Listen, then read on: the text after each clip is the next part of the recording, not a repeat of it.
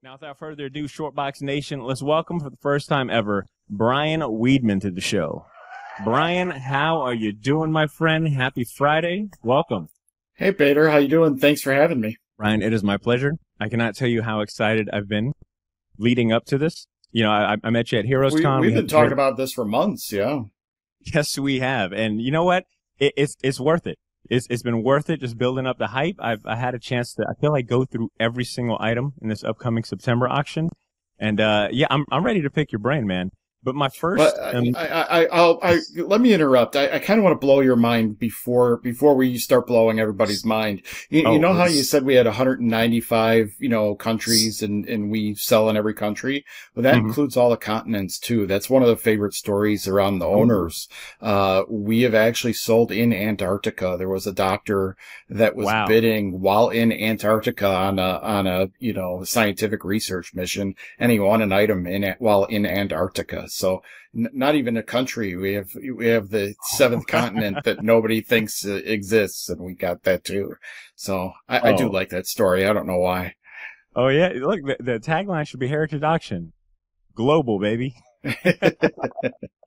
Now, Brian, you're based, you're living in Dallas, right? Because that's where the Heritage Auction main HQ is, right? Right. Okay, that is correct.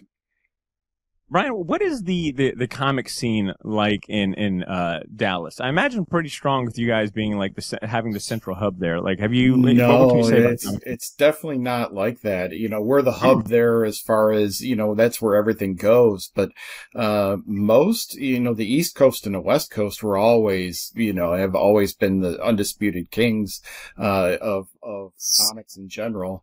And then you forgive the sneezing for my parrot, guys. I apologize. I do have a parrot and I'm at home, so she's going to interject her colorful commentary while we're at this. But New York really has always been the number one because that's where they published everything. In most cases, Chicago, some of it too. But mainly East Coast, West Coast are still the undisputed comic places. For sure. Brian, you sound like a well-traveled man based on what I've been able to pick up via our emails and a little bit we've chat. Where are you are you originally from, Dallas or Texas? No, I'm from Chicago. I grew up in the suburbs of Chicago. What do you remember about the comic scene in Chicago growing up? Oh, I mean, it's only been 7 years since I left, so it's not too far removed. Good. You had the main, comic stores around there, Graham Cracker's Comics. That is, Jamie Graham owns that. He's a very well-known, dealer, comic book dealer on in the convention, scene. Plus he's got 11 shops, I think. So, he's got more shops than anybody in the country. So that's kind of who I grew up with. But the comic scene in Chicago was always very strong.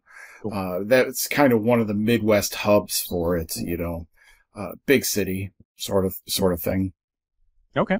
And Brian, before I ask how you got from Chicago to Dallas, I want to actually find out, what is the job of a comic book consignment director entail? Sure. Like, what does that mean in layman's terms?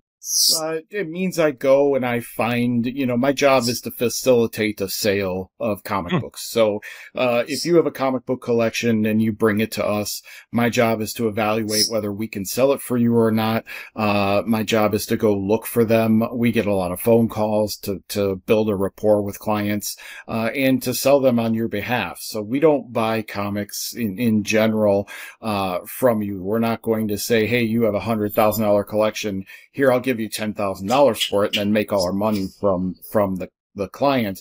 We actually sell them for you and take a percentage off the sale price. So the more money you make, the more money we make. That's our basic premise. Now, has your job, is it safe to assume your job has taken you to some interesting places, got you in front of some interesting people? Like, do any stand out? I was in Sydney and in New Zealand a month ago. I got to go across the world. Oh wow! So yeah, for about $2.5 million. So wow. Yeah. Now, I guess describe if you can encapsulate some of these sellers, or maybe like there's a standout interaction you've had. Like, what are some of these sellers like?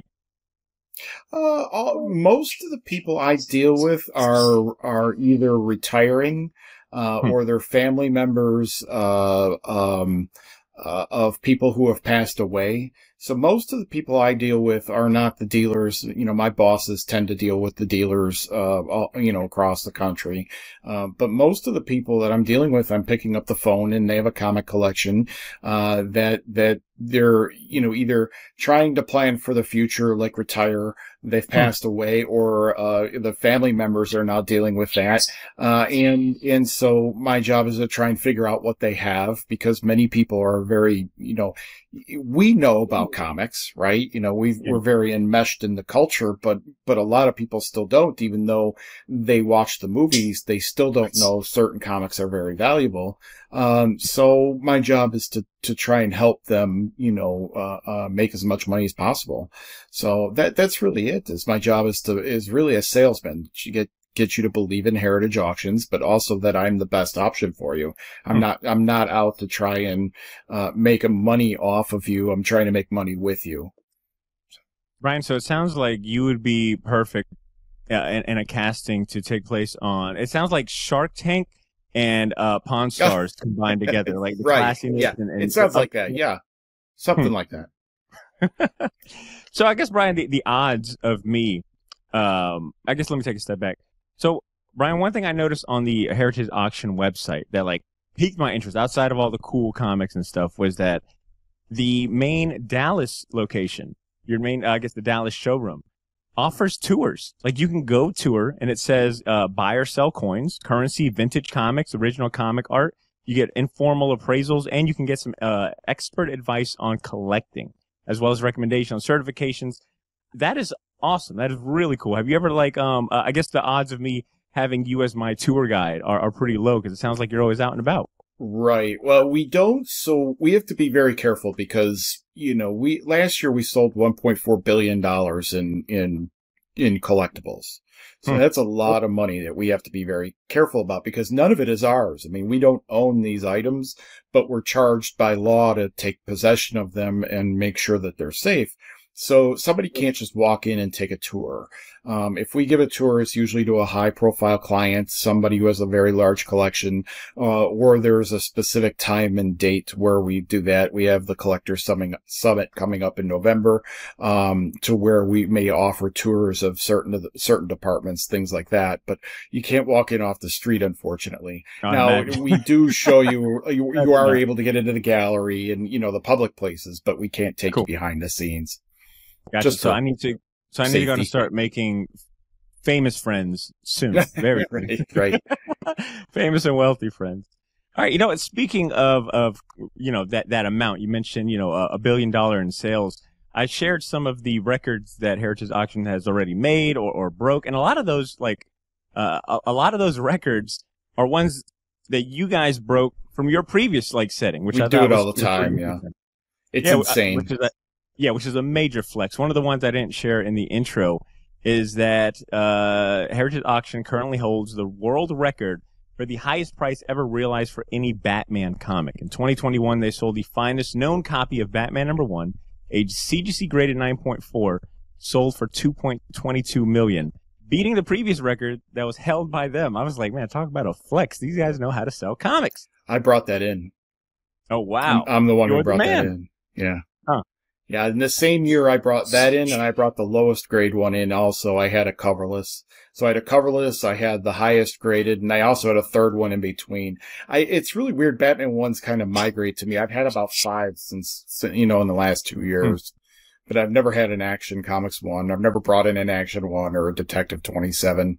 Never a Superman one, but I brought in the 5 Batman ones. Go figure. It's that one book that seems to keep coming to me.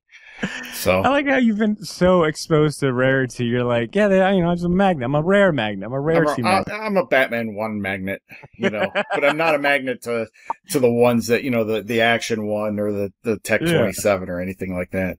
Would you say Batman 1 is the craziest find you've ever had? Like when you're flying out or looking at collections, would you say Batman #1 has been like the craziest rare one? Well, yeah, yeah, I usually deal with a lot of Silver Age, although I do have, no, I would say a lot of it comes to us. So I generally, before I fly out, I know what's in a collection before I fly. Yeah. But I did get a collection from Canada that had made a Batman. There were some books in there that made a Batman 1 look common. Wow. There was a Better Comics 2 that came out of Canada. It's the only one that's been graded. It's the highest grade. It's like a 7.0, but that's like the Better Comics 2. Canada did a really weird thing in the 1940s. They stopped importing comic books. They didn't like the fact that all these comic books were coming in from the United States, so they started making their own and put a ban on comic books. And they started with Better Comics 1 was their Action Comics 1 in the Canadian line. Wow. And so we had a Better Comics 2 and 7.0, and that would be like finding an Action Comics number 2 in the attic in the highest grade possible, just out of nowhere. And that actually happened. That came in from Canada. And there were about 10 books like that nobody had ever heard of, nobody'd seen in 20 years, things like that. There were about 10 books like that in that collection, all highest graded. They were beautiful. Does being a historian, is that a requirement for the job? Because that's something I've noticed about you, Brian. Outside of like what you shared as far as your job, I noticed that on the Heritage Auction website, there's a blog section, and you write quite a few articles, and you seem very well versed in that golden, silver age and that atomic age. Like, was that something that you came to Heritage Auction already possessing, or is that like what you kind of picked up along I the way? knew all that ahead of time. I knew all that ahead of time. I know history very well. I minored in history in college. I was a major in political science. So I've got the kind of historical background, but, as far as the job goes, it was more of who I knew, not what I knew, even though I knew a lot about comics. I'd been doing it for a very long time. But I got lucky to get into Heritage just because of who I knew. I mentioned Jamie Graham earlier, so he was very well known in the circuit, and my bosses knew him very well. He helped me get into Heritage. My mentor, who I learned a lot of the golden age, stuff from 25 years ago, he helped me get into the department. And so, but I've known this stuff for a very long time. I just kind of keep learning as I go. It's not always, the war stuff. I never would have thought 1950s, war books would have been worth anything, 5 years ago. But, that's kind of when I learned how rare they are. And the more I learn, the more I research and sort of that's kind of how it comes about. Do you have a favorite era of comics, or a pre-code favorite horror by far? So 1950 to 1955 is my favorite. People would still count that as golden age, or they would count that as atomic age, but by far 50 to 55 is my favorite. And then golden age, I like. Silver age is a dime a dozen. I'm sorry. No matter how much I say I love Spider-Man, if you had any idea how many Amazing Fantasy 15s I've held, Wow. I probably held 50 last year. Held 50. They're a dime a dozen. In my business, they are. I'm not trying to sound pretentious or snobby or anything. It's just, when you get them all the time, they're not as rare as you think they are. They're only rare because of the value. So when you're in a place that sells a lot of value, you see a lot of them. What you don't see are things like 1950 to 1955 pre-code horror, pre-code war comics, because they don't exist as much. The census might be 20, census might be 10 on a lot of those books because they were burned. We had book burnings in America. During that time, we had the Comic Code Authority coming out, and they were censoring all this stuff. There was a lot of all this stuff. So those are very, very rare books. Wow.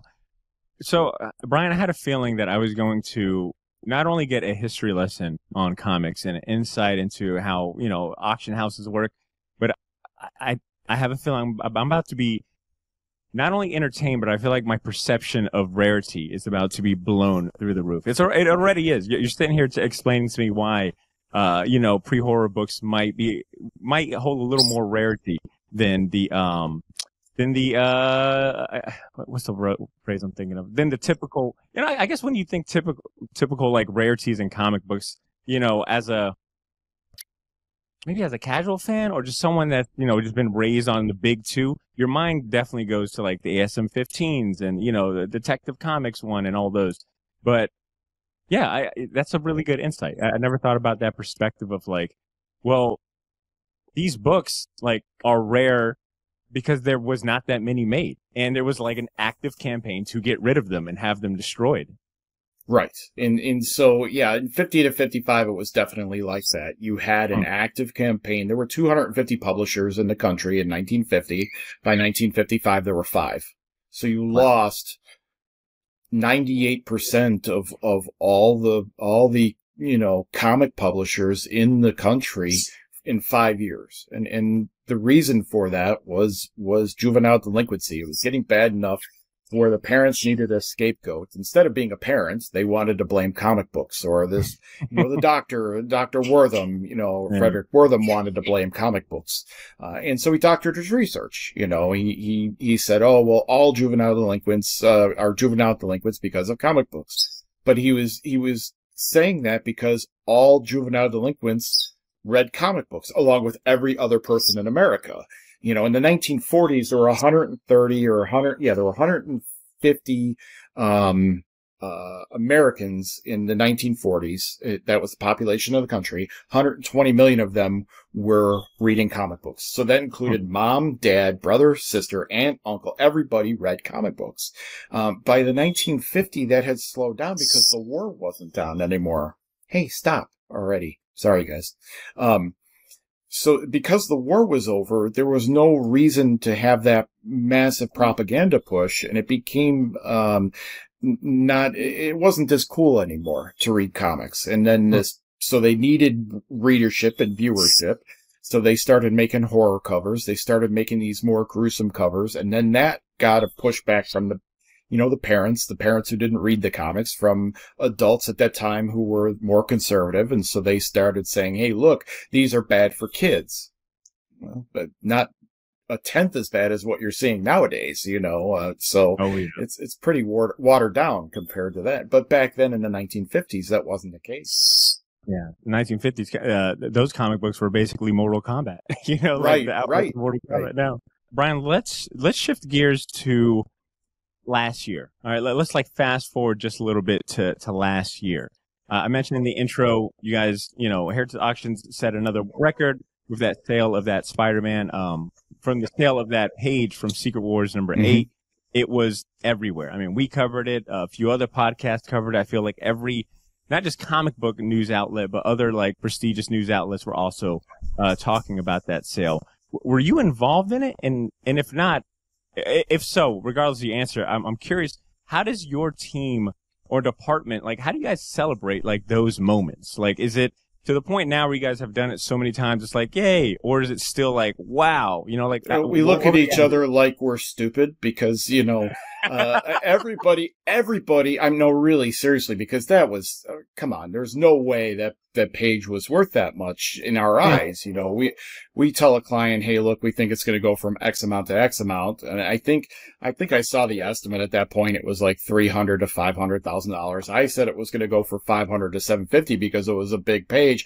And then, if you were watching that, I was watching that. My wife had COVID, or one of us was sick. There was a reason I wasn't at the auction for that, but I was watching it remotely. And, I was, at 750, it stopped. It stopped dead for about 10 seconds, and the auctioneer was gonna, start winding it up, and then all of a sudden, the next bid came in, and it didn't stop at that point till $3 million. So, it's later. So it was just that situation that it escalated to a point we just couldn't believe. Wow. So even blew your expectation. I mean, it sounds like by a lot. Yeah. Now, has there been any, I guess that's a good example of one or an item performing well above beyond your expectations. Is there a case of vice versa where maybe an item that you guys brought in and you guys were confident it would sell for a certain amount, like completely undersold or maybe It happens well all the below? time. They usually get to within relative terms, but, it used to be, comic books in general were going crazy for such a long time. We knew at some point they'd go back down, right?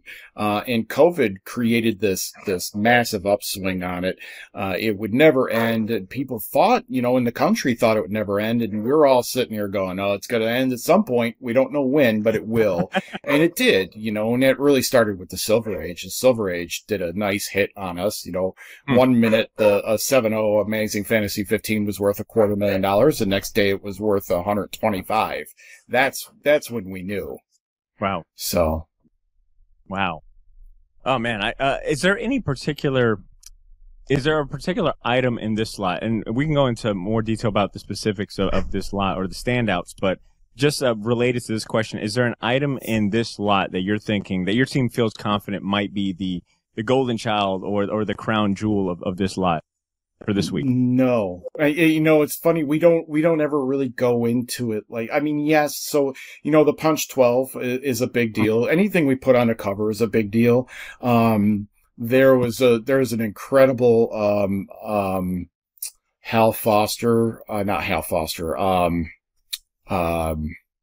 Flash Gordon strips that came in. And some of the best Flash Gordon strips we've ever seen. The one that's in the sale is kind of the inspiration for Princess Leia. That is an incredible piece, but it's not like that. We curate the auction and hope it does really well, and we are always crossing our fingers because that's our job, but we never expect a $100,000 item to go for $3 million.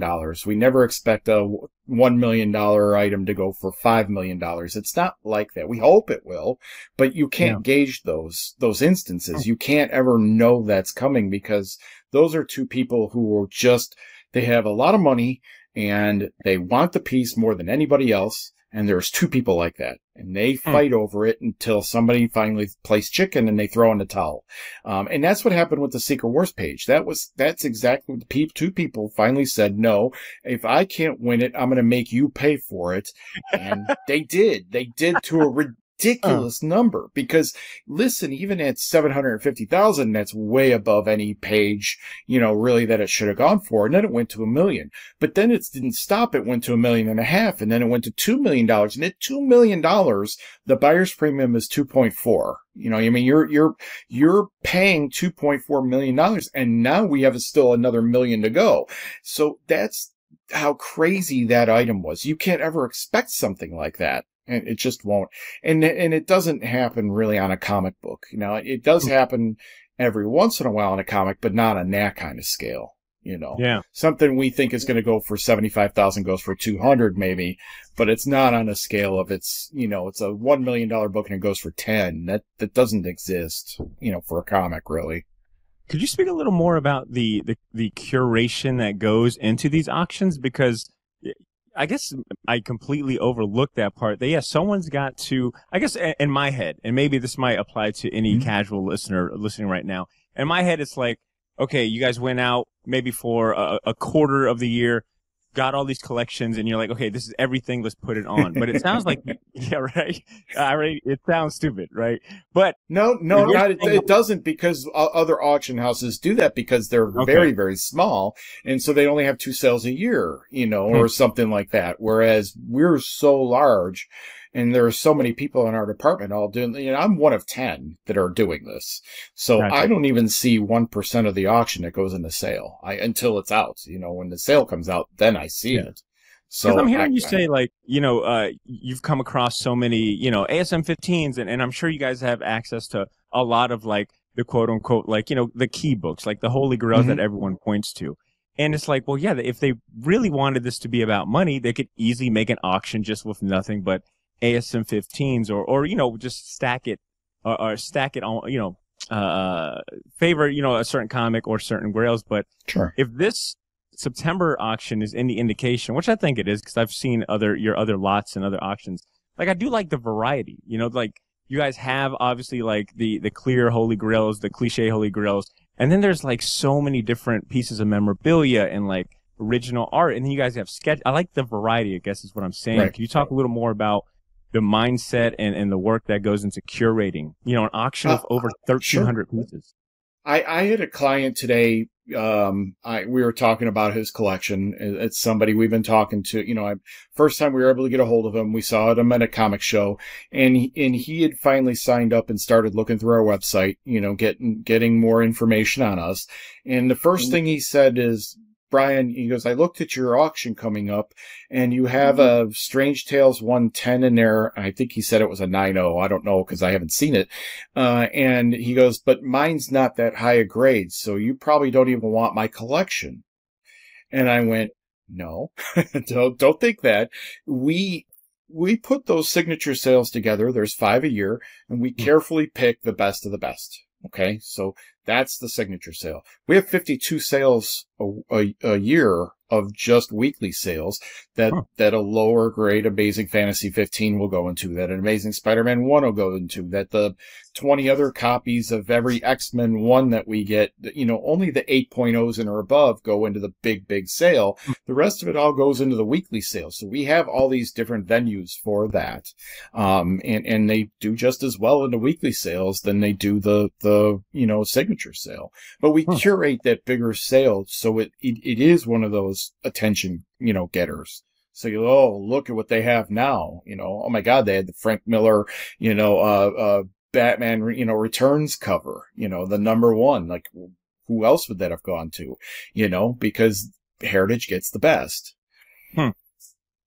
Is there a particular auction or signature auction? We'll keep it just as signature auctions that you were maybe like a little more proud, that held maybe a little bit of a special place in your heart. Maybe it's, the story about going to get the items or the way you curated it. Is there like a standout auction that comes to mind? The Batman 1 and 9.4 was a big one to me because I helped bring that in.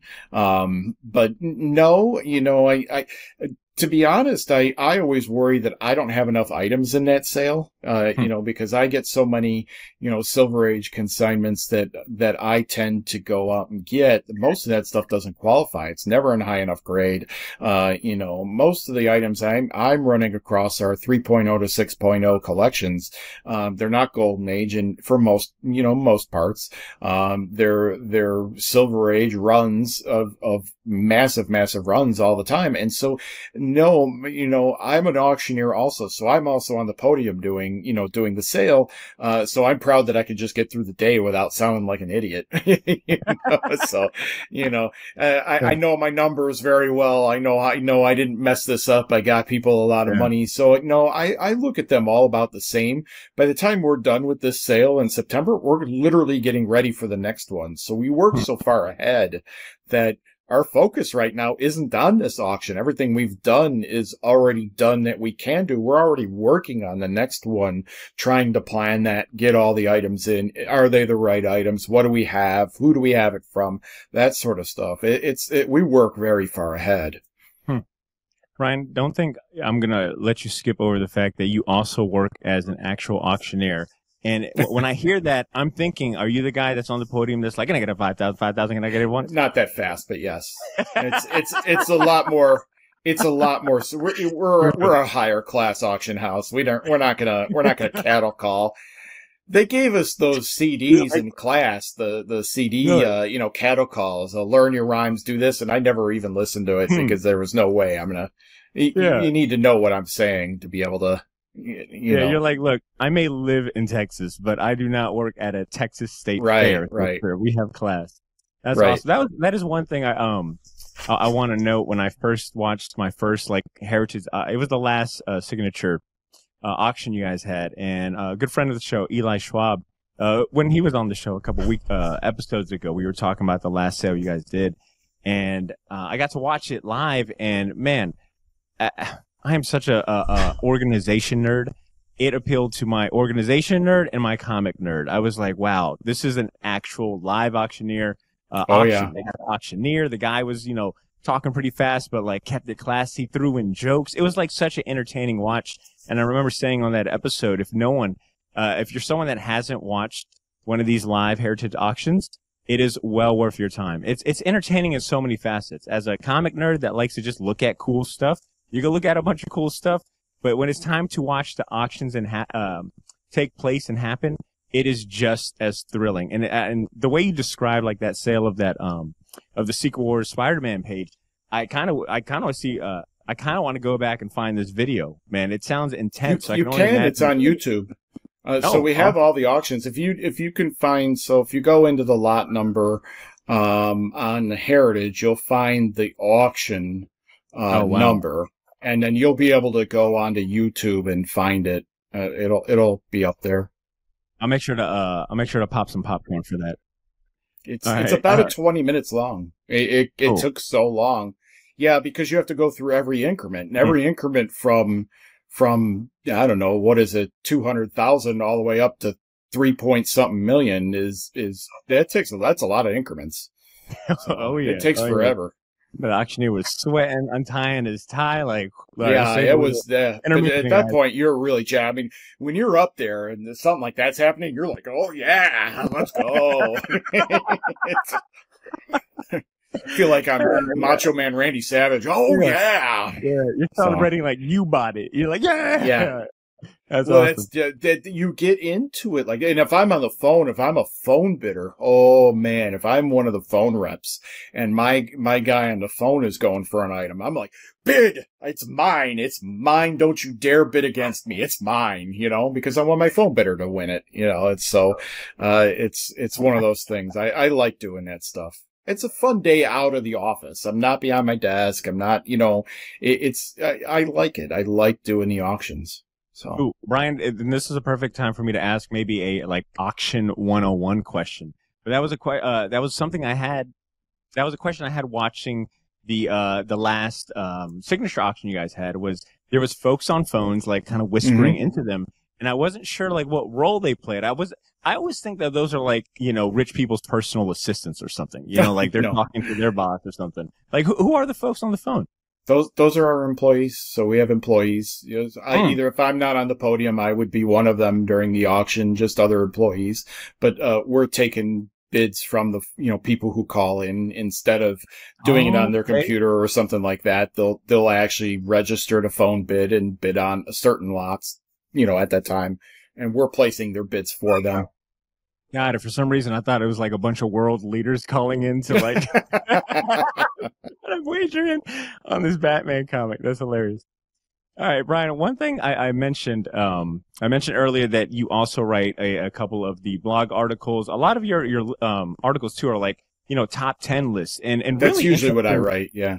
But they're really interesting topics. You had, what were some of the ones I saved?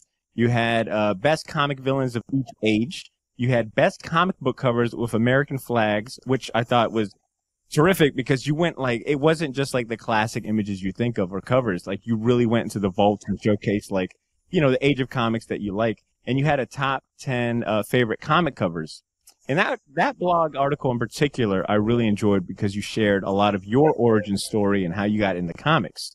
So instead of asking you very direct questions about, how'd you get into comics, I want to play a game. I want to play a name association game, comic book style.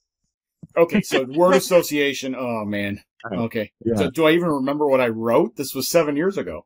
I don't know. We'll see. I'll help you out. If you draw a blank, I'll help you out. But it's a pretty eclectic mix of comics on here. All right. So we're gonna kick it off with JLA number 158. JLA 158. Why would you have said JLA 158? JLA is not on my top 10 list. Well, let me rephrase that. It doesn't necessarily have to be a part of the top 10 list, but I specifically picked out these comics because you mentioned them meaning something to you. So that was probably one of my first ever comic books in general, because my grandfather had a heart attack. And my mom, when we went to the hospital, they had a gift shop and my mom bought a comic book for me to read when I was a kid. I think I was 5 or 6. There we go. Yes, that was right. All right. What about what memory or what comes to mind when I say Amazing Spider-Man number 258? 258's the double, is is the black costume and the red and blue costume warring with Peter Parker. It's always been one of my favorite covers, just as a kid, and trying to figure out why Venom wound up being Venom, but the black costume, you didn't know what he was for years. And people think, it's funny because you can read those books now, and so you read them so fast, but those are coming out once a month. So from 258 to 300, that is 4 years of you not knowing what in God's name that costume was, and knowing it was coming. You didn't know what it was, and you just on the edge of your seat for 4 years of collecting, trying to figure that out. So I know that was a big deal to me. Secret Wars and the black costume stuff. That is a great perspective right there. You're right. I mean, in my personal instance, I've read all of those books like back to back because they're back issues to me. But if you're living in that moment, 4 years is a long time to wait. It's a very long time. Reveal. So I challenge you to do this. I challenge you to read Amazing Spider-Man 1 through 100. It's going to drive you, and do it quickly. Don't do it once a month. Do it quickly. You're just going to drive you batty. Everybody should have known who Peter Parker was, that Peter Parker was Spider-Man. He gave it away 10 times. He got a cold 3 times, I think, and got sick and lost his powers for a very short amount of time. He had, there was just this crisis of faith the whole time. But you forget about that it happened multiple times because you're reading it so far apart. 1 to 100 is almost 10 years. It's like 8 years. And comic book, in our world, it's coming out once a month. That's a long time. But when you read it back to back, you're like, duh, I could have told you he was Spider-Man. I mean, it's obvious, right? Well, you're not reading it that way. And so that's a big deal, Good point. It's not meant to be read that fast. Good point. And also, I'll add that Amazing Spider-Man number 258, you stated, was the first book that you received in the mail when you learned that you could order books via the mail. Oh, is that it? It was, I guess, yeah. I feel like I forgot about that. Right now, telling you things that you completely forgot about. All right, how about what memory or what comes to mind when I say America's Best Comics number 10 from 1944? Oh, don't even start with that. That book just pisses me off. I'm still salty over that. So I spent there were 2 books I wanted more than anything in the world. One was a Real Life Comics 3. The other one was America's Best 10. They're both World War II books. It took me 13 years to find the Real Life 3, and I still was 7 years ago. I finally found the America's Best 10.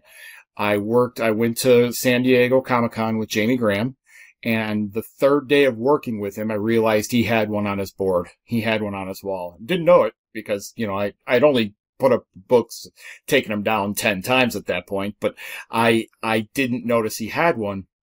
Was planning on buying it at the end of the show, and on Sunday it sold. So I never got mine. And now it's so expensive that you just can't, I can't get it. It's incredibly expensive.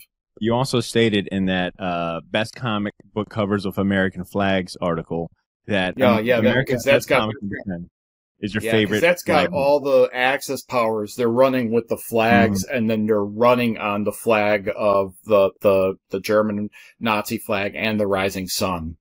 So I'll say I learned a lot. I'll say I learned a lot of World War II history from that one list article alone. All right, and I got one more for you as far as this name association. I think I'm failing my own quiz. That's the sad part here. I'm like, Brian, let me introduce you to Brian Wiedman, all right? Yeah. Okay, I got one more for you, and that is what comes to mind. Actually, I'm sorry, I got 2 more for you. What comes to mind when I say Green Lantern number 7? That's the first Sinestro, and the 9 is the first one I owned, which is the first cover of Sinestro. But I've always liked, there's something about Sinestro and always trying to get Green Lantern. But that was the first, that was probably the first Silver Age book I've ever owned, but that was the first book I got for working at the comic shop. Wow. When I was working for my mentor in Missouri, I was going to school there for a little bit. And, when he opened a store, I would help him. But he had a Green Lantern 7. I still have it. I still have that book. It's one of the few books I still have from way back when I started. Wow, I did not know that. All I had listed here was that you mentioned in one of the articles that Sinestro is your favorite Silver Age villain, and I thought it was a pretty good choice. Sinestro is a strong choice for favorite villain, kind of like more like gray villain, gray bad guy. Okay, especially because he used to be a good guy. I like the fact that he was corrupted. And he knows and he knows the ins and out. He's like, I was the best Green Lantern. Like, there's nothing, everything I already know. So you got to come up with like way new stuff. Yeah. I've always found it fascinating, and this is me and, history. I've always found it fascinating how somebody so smart as somebody like Hitler could turn into somebody so evil. You could have used that for good and advanced, the world so far by using it for good, and instead you used it for evil, and look at what happened. I've never understood that sort of psychology, and part of that is comic books. I've always been on the side of good guys. Tell you something that I guarantee you isn't in their writing. I can't be a bad guy. It's not possible for me. I literally cannot do it. It makes me ill. Even playing video games, if you have a choice between a good guy and a bad guy, doesn't matter what the repercussions are. Play your game. You can be as bad as you want. I cannot do it. My body, I get physically ill. I get very guilty. Even in a video game, it sounds weird, so I can't do it. And part of that reason is comic books. I just grew up with them being good, So. I imagine that personality trait. I mean, I don't even imagine that is a great personality trait to have in a comic buyer, someone that deals in selling and buying comics, especially like rare collections. It sounds like, you'd be the guy I'd want to sell to because you're truthful. Oh yeah, I'm a little truthful. Yeah, there are some. Wait, there are some people who view the truth like kryptonite. So when I say the truth, they tend to get all Superman weak at the knees and, please take it away. But, what tends to happen is, sorry, I kicked my, computer. What tends to happen is I'm to the point where I'm too truthful. And so sometimes it causes a problem, but then I also get to say, I told you so later on. I've had that happen. I've had people who come back to me and go, I should have gone with you. You did tell me, you can say I told you so. And so I say, I told you so. And we go on with the relationship like nothing happened. So it's kind of one of those things. It happens. Yeah. All right. I got one last one on this list, and I think you'll get a kick out of this one. What comes to mind when I say great comics #1 from 1945? Oh, why? Why would you bring that up? That's my most regretful book of all time. So I got a great comics one. I'm a big fan of L.B. Cole. And he's the cover artist on that. And I wound up getting one as a gift, and it was very, very high grade. But when I opened it, it was signed on the inside, by Cole himself. Wow. And so I took that book to Chicago Comic-Con. I was set up there with a friend. We had split a table, and I put that on the board. And at the time, I remember this, it was $250 in near mint in the guide. And this is before CGC. So getting near mint prices in the Midwest wasn't possible. You couldn't do it. It was just not something that was ever done. So I said, oh, well, I'm going to put it $500 on this. There's no way it's ever going to sell. It didn't even make it to opening. It sold within the first 30 minutes of it being up on the board, and it sold for $500. And so I still wish I owned that book. It kills me every time. Just thinking about it. Now I feel like a villain bringing up. You are a jerk. Yeah, you're a jerk for bringing that one up. That one's painful. I also brought that up to also compliment you and thank you for schooling me onto L.B. Cole as well. Oh, he's the best. I was not as fluent in L.B. Cole or his artwork. I think you had a specific list for like best covers by L.B. Cole or something similar to that. But I advise anyone listening to, one, look up L.B. Cole, comic art, but also look up the cover for Eagle Comics #1. That cover is crazy. All of them are. Mask 1 is even worse. I'll tell you, here's a secret that you didn't know about me about Mask 1. So Mask 1 is a very, very famous cover. It's a classic cover by L.B. Cole. And Cole is very famous for color clashing. So he uses these weird color palettes. And he's the only one who can do it because they work. But you always know a Cole cover because it looks weird. And a Mask 1 is very centered when you look at it. So there's a guy holding a candle, a flame. And up until 2 years ago, I didn't know there were fairy moths around the flame. When you look at the book, if you're looking at it the right way, you'll just never notice the moths or the fairies. But it just happened at Heritage one time. Somebody said fairies around the flame, and I looked at them like, what fairies? And then I looked back at the book, and all of a sudden I could see it. It was the weirdest thing. So even things like that. Now, I've seen that book 1,000 times. Never saw the fairies around the flame. It's just I live weird. for those moments where, something new. I think that's what makes, comic books, in my eyes, like a legitimate art form. Like, you can stare at some of these covers and as bodies of work and just notice something new every single time, especially when you're dealing with like especially a Schomburg cover. I mean, any Schomburg, Alex Schomburg cover from, the World War II, it's got so much going on. You could look at that thing 20 times and not catch, something every time. Yeah. Well said. I also had a note here. I brought up Great Comics #1 because aside from sharing, making me feel bad about having you share that sad story, but you also wrote a cautionary note that I wanted to share on the podcast because I was like, man, this is good words to live by someone that went through it.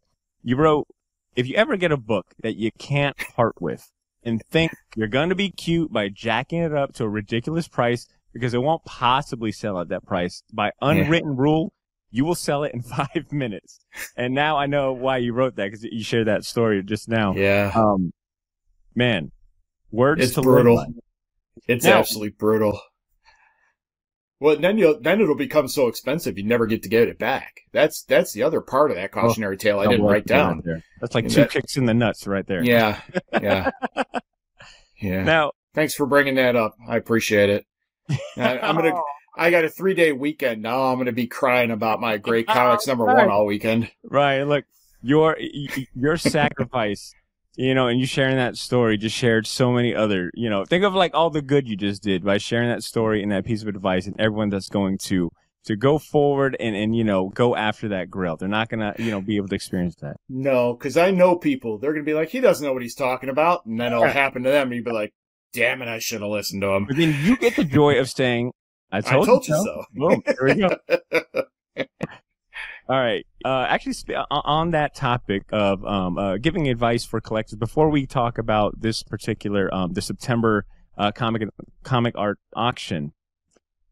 All right, sorry. Yeah.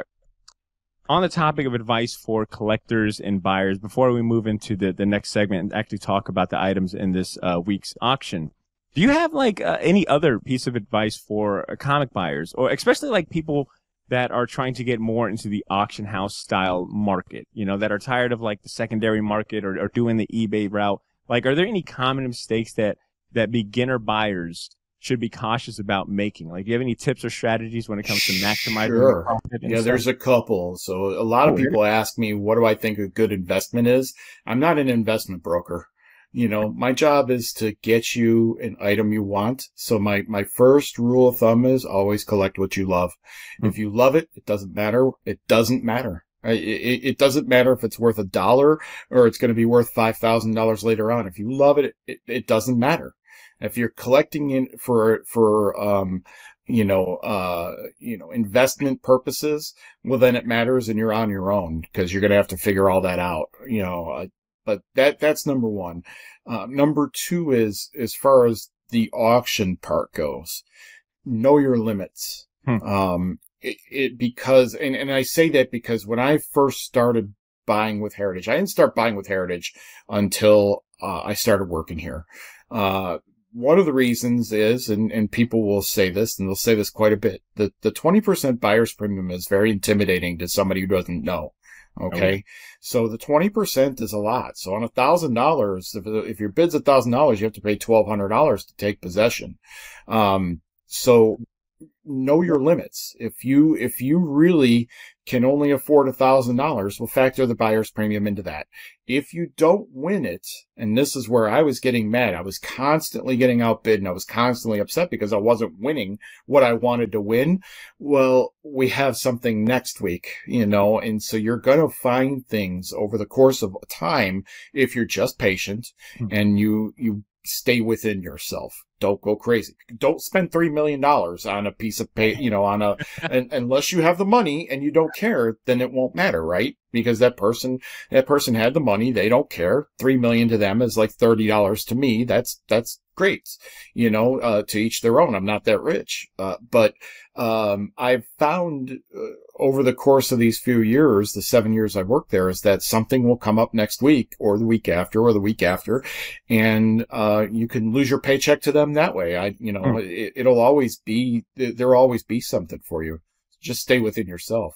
Budget if you need to. So. Well said. And look, if you're someone, if you're a listener with said $3 million to spare on comic page art, and you're not a Patreon subscriber, shame on you. I'm just asking for $5 a month. You got $3 million over there. What a terrible time to plug that, I tell you. I mean, you got to get that in there somewhere, right? Look, they don't call them shameless plugs. All right, for nothing. All right, I know that was shameless, but I'm just saying, what's more shameless, having $3 million and not supporting your favorite comic podcast? I don't know. They're kind of they're on the same. 2.999 million. Come on over to Heritage and buy another page of whatever. I wish I could afford. I mean, that Secret Wars page. I love that page. I have a picture of me holding that page before it's sold, and you know, because that's what got me into comics. You know, aside from Spider-Man, that was that series is what got me into the X-Men. It's what got me into all the other, you know, groups, was because of Secret Wars. So I know that page very well. I've read it 1,000 times. You know, 3 million, man, I wish I could afford that. That's, Brian, I guess, like, do you guys, as an auctioneer, as a, you know, consignment director, do you guys get any, like, special privileges or first dibs when it comes to, like, some of the items you guys get? Nope. You've never made, like, I have to bid and win it just like anybody else. What's been, like, the best thing you've bid and won? Like, what's the standout? I have a couple. So I don't buy comic books anymore. I'm away from those completely almost. While I do still have some, I'm really transitioning out because I can't hang them on my wall. I've learned, you can see kind of behind me. I'm a big fan of Bugs Bunny and animation cells. Cool. I'm a big fan of animation cells. So I have a Batman, the animated series, Riddler, animation cell that has about 10 Riddlers on it. Oh, that's cool. So I've got that. But I own an original Vargas preliminary. Vargas was a pinup girl, illustrator in the 1950s. And I didn't think I'd ever own a Vargas. They're very expensive. They're very rare, way more rare than a comic book. And I just happened to get one. I got lucky. I got lucky. That's all I can say is I bid the right price. It was the right amount. And I won it. So Brian, that's probably one of my favorites. Brian, you're a very classy man. You've already lived that life. I mean, you've said it yourself. You had Amazing Spider-Man 15 so many times. You're just like, I get it. You're now like elevated. You're talking animation cells. You're talking pinup girl illustration, original art. It's a different level of class, my friend. Not really class. It's just, like I said, it's collect what you love. But the problem with comic books to me was I was a dealer in the 90s. And so the problem was always money. It's always worth this amount. It's always worth that amount. But with an animation cell, or, you know, an animation cell is really original art. That's one of a kind. Even though there are 24 cells in a second, each one is different. And so that's what makes up the movement. So none are two, you know, no two are alike. So I can say it's unique. And when I hang it on the wall, I won't lose the color off of it. And artwork is one of a kind. Comic art is one of a kind. And so I put that on the wall and I won't lose the inks off it. Whereas if I put a comic book on the wall, I can only just look at it anyway and the cover will fade. I have to keep it in the dark in a box in the closet. And that's not what I want. I want to hang things on my wall and look at them, you know, no different than anybody else. So, which is a cautionary tale, by the way. if you're one of those people who have comic books and you put them on your wall, get them off your wall. I promise you, you will regret it 20 years from now. If you do not, you are actually bleaching them, no matter what kind of light they're in. At some point, you are going to damage the book. Get them off the wall. Take really nice photocopies of them, high quality, high grade. You can put those on the wall instead, but don't put your comic books on walls. It'll kill them. This episode is chock full of interesting facts and helpful information. That's how we're coming out the gate for season 9, folks. All right, Brian, how about we talk about some of the standout items that are in this September 14th through 17th comics and comic art auction, number 7341, if anyone's looking for a reference number. Let me share my screen if you're watching on the video version. We'll try to describe everything we're sharing if you're just strictly audio. Okay, boom. Okay, so I gave us both the homework assignment of picking a few items from the auction that really stood out to us. You sent me 2, so I want to start with yours. And we are looking at Punch Comics number 12. Tell us a little bit about this book here. Why'd you pick this? So this is a classic cover. Again, it's a pre-code horror book. It's probably one of the hardest to get, even though I've seen about 7 copies in the last 5 years. There really, I think, are only like 20 or 25 on the census, right around that number. And this is the highest grade at an 8.0. And you know a book is really rare when the highest is 8.0. Most books have a 9.2 maybe, even 9.4, 9.6 for a lot of the newer stuff. But when you have a 1950s book that is an 8.0, or 1940s, I think in this case, it's a rare thing. And I'm a big fan of black covers too. Black covers tend to show up all the flaws very, very easily. But as you can see, if you flip to the back again, you can see it's made on inferior paper. It's tanning around the edges, and it's an 8.0. So that's the problem with those books. They were made with inferior paper, inferior inks, and so they aged much easier. They were used in book burnings in America, and so there aren't that many of them. But this book is going to break all records for pre-code horror. This is going to be the most valuable by far. Toolbox Nation, look, we're getting a private, look, we're not on premise at the Heritage Auction showroom, but we're getting a little private tour, all right, with a fantastic tour guide.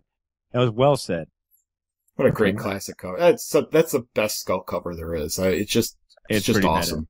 If you're just strictly audio only listening right now, go ahead and you already got your phone by you. Go ahead and look up Punch Comics number 12 and take a look. Not while you're driving, please. Yeah, obviously not while you're driving. Don't I know some of you are coming home from work right now. Don't do it while you're driving. Yeah. Jump on there later on. Yeah. I'm going to say the current bid at the time of this recording, which is September 1st, so a full 13 days before the auction even starts. Current bid right now is $60,000 with the buyer's premium bumps it up to $72,000 already. It's gonna go a lot higher than that. Wow. Awesome. Wait until you see. So our auctions tend to die out. I wouldn't say die out. That's the wrong word. That's not really what I mean. So you get a flurry of bidding in the beginning. And at the last 2 days of the auction, you get most of the bidding. So you get this lull of 2 weeks of looking at it. And that's because it's like playing poker. You know, you don't want the other person to see what you have. And so you don't show your bids like that either. It's at 60,000, but trust me, that book is worth a lot more and it'll go a lot higher. I'm sure that you've got a lot of, aside from having great insight into the history and you know, the actual, into the history of the comic, I imagine you've probably got a lot of insight, or maybe like some knowledge based on the psychology of people, and especially when it comes to buying. You know, you mentioned like earlier about the bid between the two folks and that psychology of like, well, if I can't enjoy it, I'm gonna make it, you know, as painful for you to enjoy it as well. Yeah, you know how I know that? I do that. I get so mad when I'm not getting the item I want. Do I push the person? You better believe I do. I'm a jerk. I don't, you know, because I want the item. Darn it. Stop bidding. So all's fair in the Heritage Auction Love and War. All right, Brian, your second item that you wanted me to highlight was this item right here for our audio listeners. This is a Dan DiCarlo and Allison Flood Veronica number 28 original cover art. Yeah, original art for the said cover. This is a classic cover. In the modern age, there aren't many classic covers. You have an Amazing Spider-Man 300, but that's more Copper Age. This is really a modern book, but it's considered a classic cover. I would be very surprised if this book doesn't go way, way higher. Or this, not book, I'm sorry, the cover art. Because you've got Archie and Reggie sitting outside in the cold, and she's in turn, she's in a bikini, doing a butterfly dive, into the pool, and they're steaming up the windows. I mean, that's about as racy as you can get for the 90s and the 2000s, and keeping it PG rated. But yeah, so the client that has this has a bunch of DeCarlo covers, and which is one of my favorite artists for Archie, and they're all bikini covers, and that's what sells. There are the bikinis, that's why Archie is as popular as he is. Even for Archie, sex sells. Even as tame as it is portrayed. He's not. No, you don't know Archie then, because I thought the same thing until I started working for Heritage. I had to grade a whole bunch of Archies, and I started realizing just how raunchy they are. Pull up Archie 48. It's got Betty, and if you pull up Archie Comics 48, it's got Betty and Archie in the chocolate shop, and he goes, they're sharing a sundae. He goes, "You want a spoon?" And she goes, "Sure, pick me up at 8." Whoa, that's from the 1940s. So yeah, those innuendo covers are a big deal. I own one of these. I love it. That's one of my favorite covers. This cover was basically Cardi B WAP for the 40s right here for all of you Gen Zs. All right, good stuff. And this one is current. The current bid for this particular cover is at $15.50 right now, which is pretty reasonable for original comic book art, especially from Dan DeCarlo. 2 weeks to go. So, trust me, it won't stay there. If it stays under $2,000, I'll own it. And there's no chance. I have zero chance of owning that. That's what I'm talking about, Brian. Talk your shit. I like it. I have no chance of owning that page. I would love that. Brian, it sounds like you are, obviously, this is probably part of the job, is being able to grade a comic book just from holding it and seeing it. Like, correct. Was that something you already knew how to do from your past experience? Yes. Like, setting up at conventions? Yeah, I had to learn how to do that a long, long time ago. When I got with Heritage, obviously, I went through a lot of, you need to get in line with what we do. But no, I've known how to do that for a very long time. But is it one thing to switch? Because I think when I was growing up and collecting comic books, it was the near mint, the very good, like that ranking list. And then obviously like CGC like really started to blow up. And I never got on board, or I never like learned it like the back of my hand, like I know a near mint, very good and all that. Like that grading scale, like how much, I guess, like was it a lot of work, or what was the transition to learning like the CGC rating? Because that seems I don't grade by CGC grading, so we're not CGC, and I don't go by their system, because first of all, they won't tell you what their system is. So I go by Overstreet, period. So that's how I base my grades on, is Overstreet. The CGC, I keep track of everything I send to CGC, and I guess what their grades are going to get, what they're going to give it as a grade, and I keep track of what it comes back as, and I'm about 80% right all the time. Within 0.5, I'm about 80% right.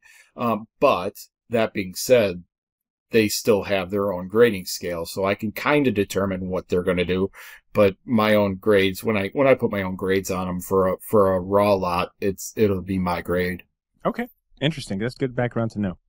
All right, let me go ahead and share. Now, I think I told you before we hit record, I went overboard with the homework assignment. Here's my list, and then here's your two. We're not going to go through all of mine. Look, I'll say this. You can burn some hours just scrolling through the items that are up for bid. That's not a joke. You really can. Yeah, it's a lot of fun. And Brian, I'm going to go ahead and thank you, because this is something that Eli brought up. And we were both like, sorry. Ooh. This is something that Eli brought up when he was on the show that, I agreed with him, because as content creators, it resonated. But I love that Heritage Auction has so many high res photos and, images. Like, as a content creator who's got to, do research and, use things for reference and create all these videos, Heritage Auction is like the Library of Congress. I'm like, any comic book image that I need, I just go to Heritage Auction. So I know you're not the man responsible for it, but whoever is, let them know that feature is a godsend for us. Well, they do that on purpose for integrity and stability purposes. We always show our prices. We keep that published. We keep the images up, so it's available as a resource. That's part of our what am I trying to say? Security as a company. Trying to show you that we're on the up and up. Oh wow, that's good to know. Even that's icing on the cake. All right, I'm going to go ahead and start with, let me start with this one right here. This is a lot. This current auction it's got your Batman #1s. I think there is I want to say an Avengers 4, but you would expect those to be like the highest bid item so far. You would be incorrect, and that's only because something even more awesome is among this, this auction lot. And right now I've got pulled up on my screen for you for your audio listeners, a Frank Frazetta, Death Dealer, what is that, 6? Death Dealer number 6 6 painting. Original art from 1990. The current bid at the moment is $320,000. Brian, could you say a few things about this glorious epic piece right here? We've sold that before. What? Yeah. This is the second time we've had this. Oh wow. So if you pull up the last one, I think it went for 1.26 million. I think that's what it went for. We get Frazetta paintings in quite a bit. I maybe one a sale, maybe one every other sale. I mean, what do you say about Frazetta other than he's the best? All right. One last thing I'll say about this Dev Dealer painting is that it is massive. It says here in the description, the large and impressive work was fashioned in oil on masonite, signed and dated in the lower right. The 18 by 30 image area, an open front frame to 23.5 by 35.5. This thing would be, I could definitely make room for this in my home. All right. I've seen it hanging on a wall. It's large. Yes. Awesome. All right, so that was my first one. I think I've got, another one that really piqued my interest. I am a Hellboy stan, and I thought this was such an interesting item that's on the auction block. Let's see if it'll load. Okay, and that is this Mike Mignola Hellboy illustration for a Upper Deck trading card game. I didn't know there was I guess I'm not too surprised there's a Hellboy trading card game, but the fact that you guys have the original illustration, the box art illustration from Mike Mignola himself. I mean, well, maybe not from Mike Mignola, but done by Mike Mignola himself. I mean, this is like such a quintessential like Hellboy image, right? Like you've got his supporting cast, you got Hellboy himself, you've got like the eerie gothic vibes going on. I know like some of these, the other villains in the back too. Yeah, this is an epic piece right here. That's great. We get the coolest things. Yeah. I mean, it's so hard. I have to do curator picks, here and there, and my boss is like, "Give me 3 items." Give you 3 items? That's like saying, bring me the Indian Ocean. It's not possible. It's trying to weed down to 3 items in the sale is very difficult. That is I could go through and give you 10 great items right now and give you another 10 tomorrow and another 10 the next day, and they're never all going to be the same. They're really good. Brian, I have interviewed a lot of people with cool jobs in comics, but you're vying for the top spot. All right, like that is such a good. I appreciate that. That is such a good problem to have for a job where it's like, I can't just pick 3 cool things, boss man. Like that, give me some time. I'm sitting here worrying about crunching number reports. That's awesome. It's funny you go back to the Frazetta thing. We sold the Frazetta Dark Kingdom on the last sale for $6 million. I was the one on the auction block for it. Wow. So I got my personal record of $6 million. There we go, Brian. Bringing in the money. Yeah. All right, for anyone listening at home, this is Mike Mignola, set card game illustration right now. Current bid is at 75.01, and it is, how big is this? This is 20 by 13 done on Bristol board, created in ink over graphite on Bristol board. Yeah, 20 by 13 looks fantastic. That's really good considering, when they do card art, it's usually really small, but because it was for the box, he made it larger. Okay. What type of comic podcast would I be if I didn't? I was going to say, there's no way you're not bringing it up. At some point, you're going to have to bring it up, exactly. Right? This is like fruit. I've been waiting for this. Action Comics #1 is in this auction lot. It is a CGC 0.5 off-white pages is what they've got noted for this. I don't think I've ever seen. I think I've maybe seen one other 0.5, but nothing like an Action Comics in a 0.5 condition. And if you're curious, the current bid, even for a 0.5 graded Action Comics #1, is currently at $145,000 at the time of this recording. And it's going to go way higher. I know about 4 people that want it really bad because it's a starter copy. And it's going to be so out of range for most people after this that this is going to go a lot higher. I'll be shocked if this stays under $250,000. I can't imagine. I know 3 people who are going to fight it at $250,000. Wow. So I can't imagine this book stays, low very long. It's going to break all records for a 0.5. And just to appeal to the layman's out there, you said a starter copy, and I'm assuming that's like, look, this is beat up, but it's a holy grail.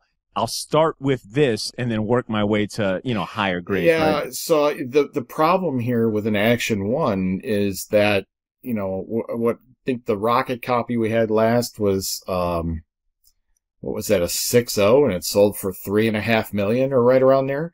So your problem here is that we haven't had anything in 7 years I've been here. We've only had 5.5 or above. So we've had a 5.5 and a 6 and had nothing under that, unrestored, that is. So you have a starter copy that's in low grade. And so people can get together a couple hundreds of thousands of dollars, but the question is how many hundreds of thousands of dollars. So technically the book should be $250,000. That's about really where it should fall. But because you don't see anything, below in the 4.0, 3.0, 2.0, 1.0 range, they're going to fight for this. And because they're going to fight for it, that's going to set a record, which is then going to take the 1.0 to 1.5 to 2.5s and push them up to a really high level. So they're not starter copy available anymore. You can't just pull a couple $100,000 together. You'd have to pull $1 million together. And that's going to be what the problem is after this book. What is a 1.0 really going to cost you? It's going to cost you way more than a 0.5. So it's going to defeat itself. It's going to become so expensive of an item. People are going to they're not going to be able to get it. Wow. I won't be able to afford the tape that's holding the cover on. Oh my God! Here I was just about to look. Maybe we can get a group buy going on. I need some loyal, dedicated short box listeners to come in on this 0.5 Action Comics #1. We could share it. Remember that episode of Simpsons where Bart Milhouse, oh my God, I forgot the third one right now, but all share Radioactive Man #1. That could be us, Martin. That could be us, huh? I'll put in 10 cents. I'm going on vacation next week, so you've got my 10-cent donation there. Let me just have it on the days I record. All right, so just on Sundays I get the book, and then you get it every other day. I'd take that deal. That's a solid deal.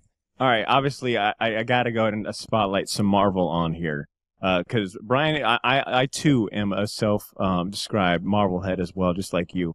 And in this auction, is Avengers #4 at one of the highest grades I've ever seen it, a 9.8. It's got the word white pages at the very top, letting you know that it is in pristine condition. For those that might be unfamiliar, Avengers #1 it's the reintroduction of Captain America into the Marvel comic universe, if I'm not mistaken. Is that right? The #4 is, yeah. Yep, #4. And right now it is at a current bid of $50,000. You got anything to say about this one, Brian? It's a beautiful book. I actually had this, our social media guy came around and he had me pull books, a couple books from each age to show off on Heritage Comics on Instagram. And this is one of the books I pulled because it's just gorgeous. It's beautiful. Like you said, it's white, white with white pages. It's a beautiful book. The way you guys have these items listed, like you could just tell a lot about it just from your item descriptions. It's like, and we'll tell you what color the pages are, so you know what time it is. All right. You know what? Let's just kind of stick to low-hanging fruit. Low-hanging fruit. There is no low-hanging fruit.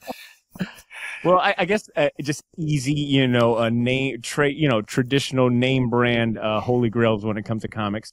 And we got a Batman #1 CGC 3.5, which is a very good off-white pages for those curious, sitting at a current bid of $135,000. Got anything to say about this one, Brian?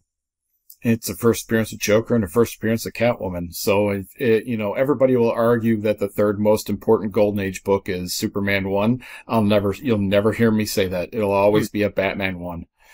First appearance of Joker, the best bad guy that exists. The first appearance of Catwoman.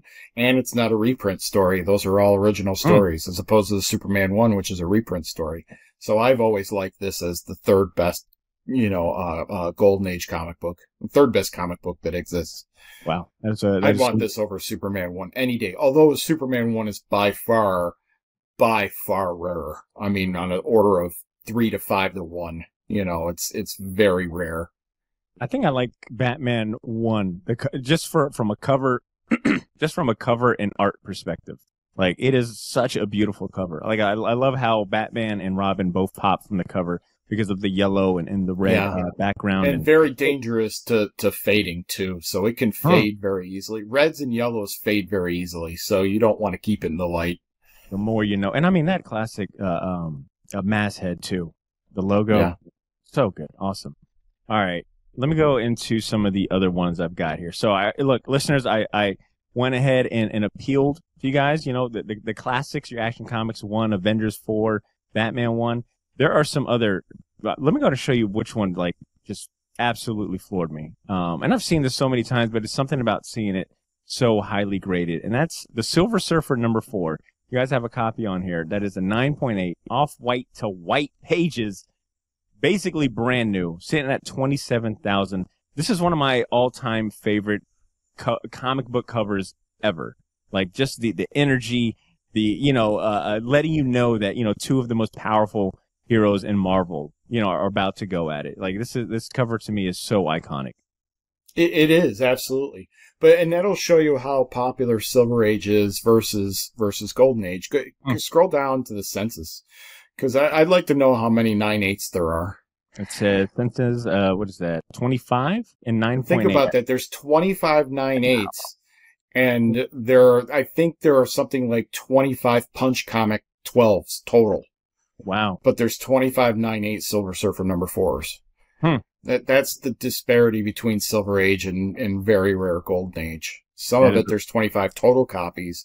Some of it, in Silver Age, there's 25 of the top grade. So there's probably thousands that are graded. Yeah, that's an interesting juxtaposition right there. Okay, let me pick two more. How about, on the topic of that Golden Age, Silver Age comic you just made. This one right here, I had never seen this cover right here. Marvel Mystery It's a genre cover, yeah.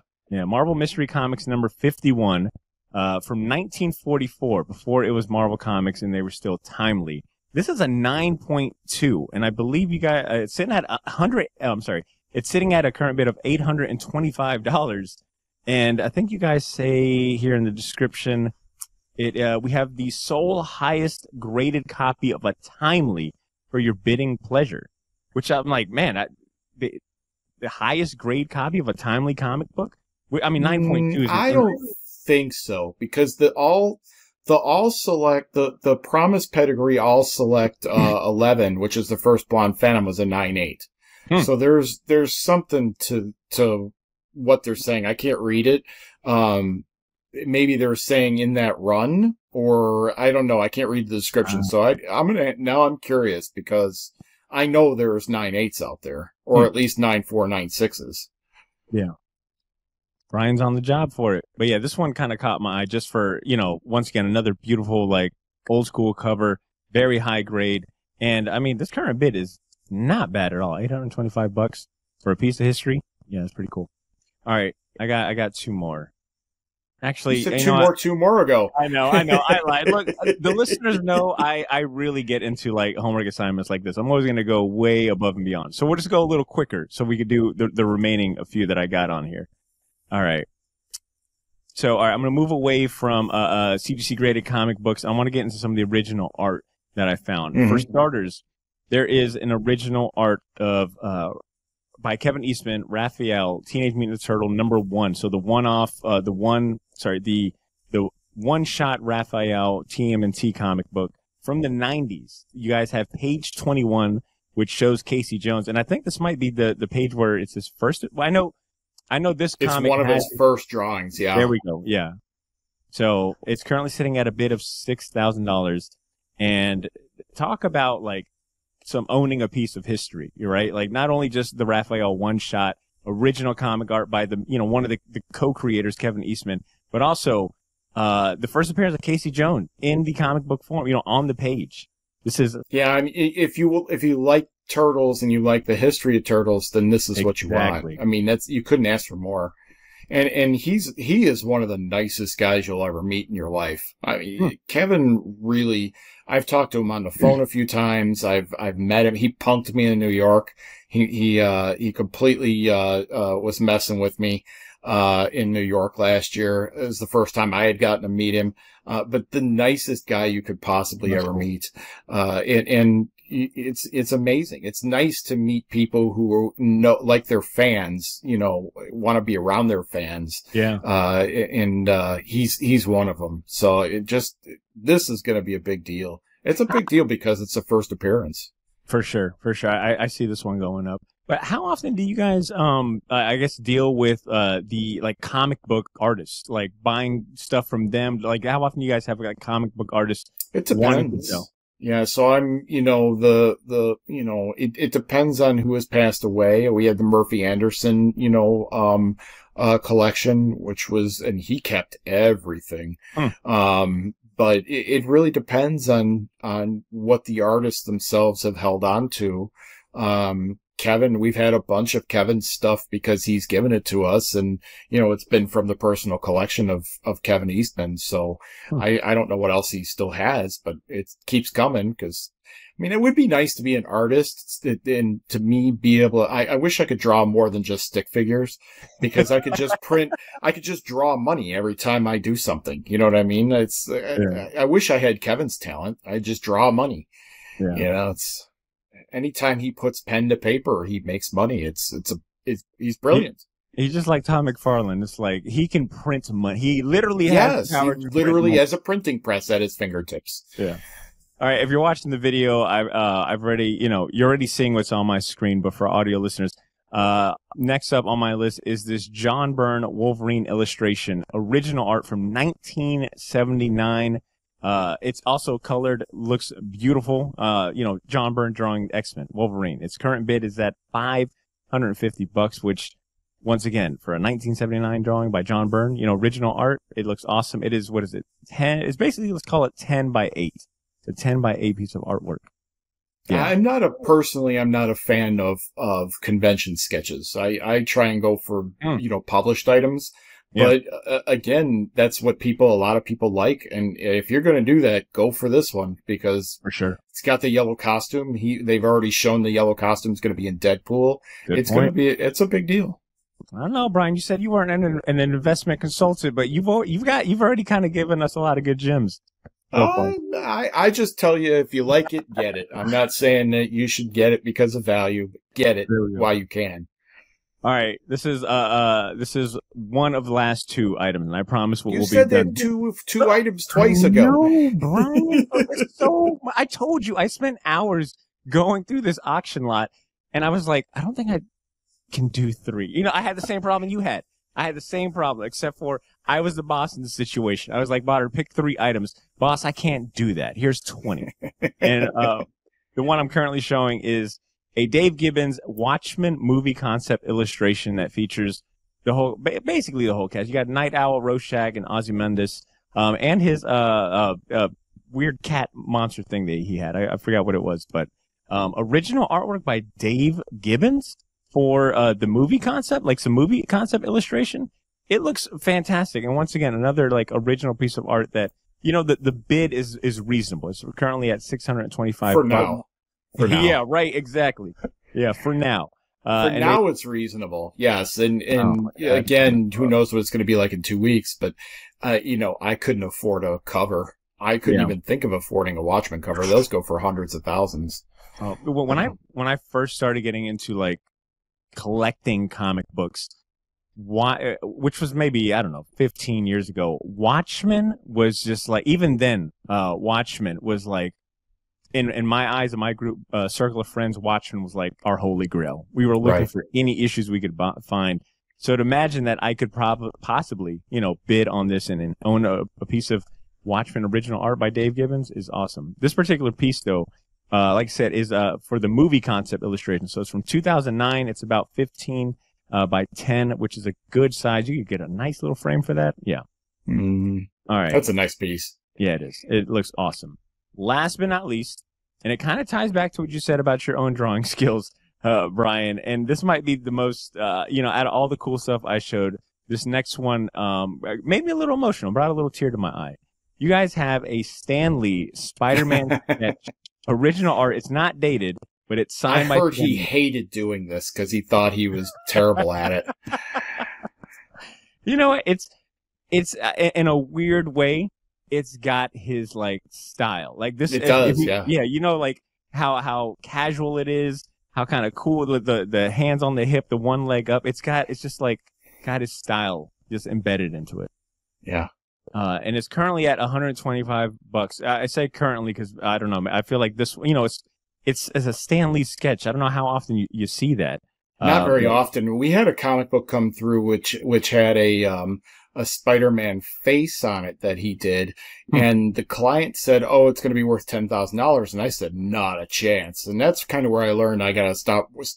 I got to worry about saying "not a chance" because then 2 weeks later it was at $10,000.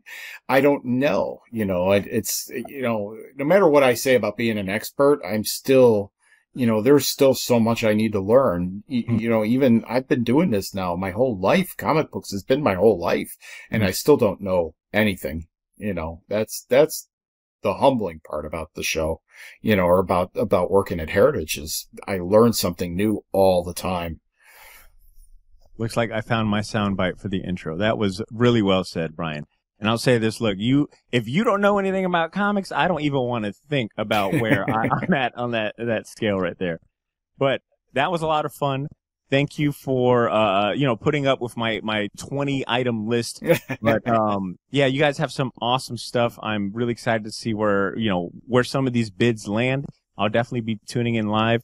And to anyone that is listening, like I said, I'm going to have a link to the auction. You could take a look at all of the items and maybe make some bids. Let us know if you make a bid. But Brian, I've got one more question for you, and then I'll let you go, man. Oh, I've got one more question for you before I let you go. Heritage Auctions, largest auction house founded in the U.S., and I mentioned at the top that you guys serve more than 40 different auction categories, including coins, sports, comics, historical, jewelry, fine and decorative art, wine, Pokemon cards, which, by the way, was another rabbit hole I fell into thanks to the website. I don't even want to go into all the useless things I learned. Maybe not useless, but things I learned. If you weren't doing comic books, if you weren't a comic book consignment director and having all this fun, finding comics and helping sell them, what other category or fandom would you be this passionate about? Historical. I love history. So when I see things, like I got to auction off the first flag that landed on D-Day on Omaha Beach. Wow. I got to auction off an Enigma machine. I got to auction off the flag that was sitting on the Nagamoto when they said Tora Tora Tora to bomb Pearl Harbor. Those are the things I would love to see. Brian, I just want to say thank you so much for your time and sharing all the things you've shared. You shared some great stories, some really good gems as far as buying comics, selling comics, and even maintaining rare comic books as well. I feel like I got a way bigger insight. I'm leaving with a way bigger insight into how you guys run things at Heritage Auction. So thank you for that. And, feel free to, this is the part where you can shamelessly plug anything you want. Like I said, I'm going to have a link to the auction in the show notes. So folks can join that way. But if you got anything else going on, or if you want to share any words, anything else in terms of what makes this particular auction so special, I pass it over to you, good sir. I just appreciate having me on. It was very fun. I love doing things like this. If you need to see anything at the auction, you can just go to ha.com, 72, or was it /7241 should be it, I think. 7341, sorry. I'm still stuck on last year. That was last year, 7241s. It's been a lot of fun. Like you said, you could lose yourself for hours just looking through stuff. That's very true. I do it all the time. So it's part of the job, but just part of because I'm shameless and I love doing it. So yeah. I'm addicted to collecting like all you guys are. You're in the right place. That's what made you such a perfect choice to kick off this new season of the show. Like I said, it's been extremely insightful talking with you. And Brian, one thing real quick, I'm gonna help you out with the shameless plug, because I believe you mentioned there is a dedicated Instagram page for Heritage Auction Comics. But I think you're also on Instagram too, sharing like comic book. Yeah. So you can get a hold of me on Heritage Comics Grader. I started that kind of on my own. I kind of got in trouble for it a little bit, but I did that because I just wanted to show stuff that was coming across my desk, here and there. So I show things that things I've gotten in, items that people might not get to see on a normal basis. I'm like a museum, just showing things off. None of it's mine, really. Every once in a really long while, I'll say, "Hey, look what I picked up." But truth of the matter is, 99.9% of it's collections that have come in the door. So I love the honesty, and I'll put a link to that in the show notes as well, so people can give you a follow. But Brian, this has been great. I can't wait to be watching the auction and share this with the rest of the world. You have a good night, my friend. Thank you.